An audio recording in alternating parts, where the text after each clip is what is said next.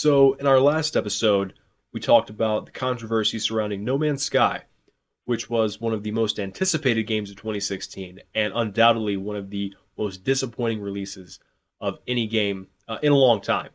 And we kind of touched on the fact that they've been in a bit of controversy as of late. Not only has their page on Steam gotten abysmal reviews, the game has an overwhelmingly negative rating, with the number of people actually still in game dwindling by the day.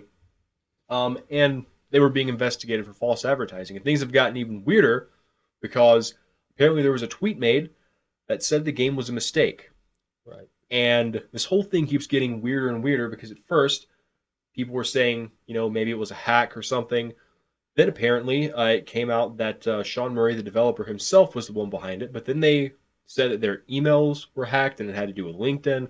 So the whole story keeps getting weirder and weirder. And that kind of leads us to ask the question, no matter who posted the tweet, was it factual? Was that game a mistake? And I think that releasing it the way it was after advertising it the way they did was the mistake. Absolutely. Just because it just did not, it didn't live up to expectation whatsoever.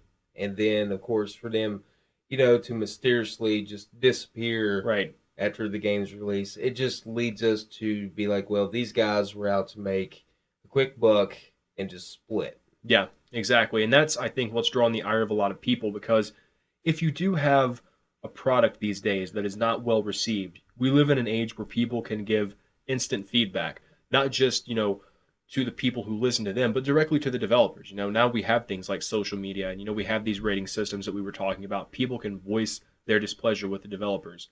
And I think the fact that they have been silent has made things worse. Right. And some people are saying that maybe within the team, because it is a small team, I think it was like 16 members on the 16. team. Mm-hmm. And, a lot of people were saying maybe that, the talks within the team was okay, everybody kind of lay low, maybe wait for this to blow over. That was, one theory. But it's clearly not blowing over because, there's still controversy surrounding it. And when you get negative feedback from the gaming community, that's one thing. Right. But when it's to the point that you're getting investigated for false advertising and Steam has to put a disclaimer on your page saying that no additional refund policy applies because Hello Games hasn't said anything about it. They haven't been receptive to anybody, not even Steam. You know, Right. um, this whole idea of accountability is very important, especially when you're a small studio. You're trying to make a name for yourself. Right. So I just think that this whole thing illustrates that the game was a mistake Right. because it was a good idea in theory. The way they advertised it certainly made it sound like it was going to be Absolutely. incredible. But for them to release the game the way it was, get the feedback that they got, disappear, and then now we have this bizarre Twitter controversy of first it was a disgruntled employee saying it was a mistake, and then it was Sean Murray himself, and now they're saying it was a hack. It just does not bode well for this team.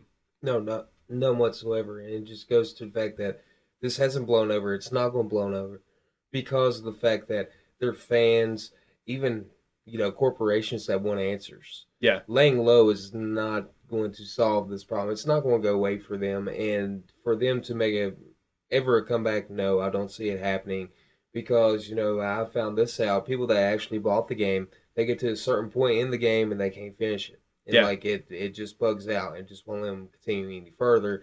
So not only that, it's not a complete game. They sold a non-complete game, yeah. and so now they're just trying to lay low and try to get away with it. Yeah, and like we were talking about, we said in the last episode they made a quick buck, but especially in this day and age where people are going to know that developer team now, and no matter where they go and what they do, they're going to have that stigma attached to them, saying we, in the minds of a lot of people who spent $60, we rip people off, and now we've lost the opportunity to do a lot of business in the future. Absolutely, and this could have been huge for them if Yep, they handle it the right way. could have been a huge success, and it turned out to be a huge mistake.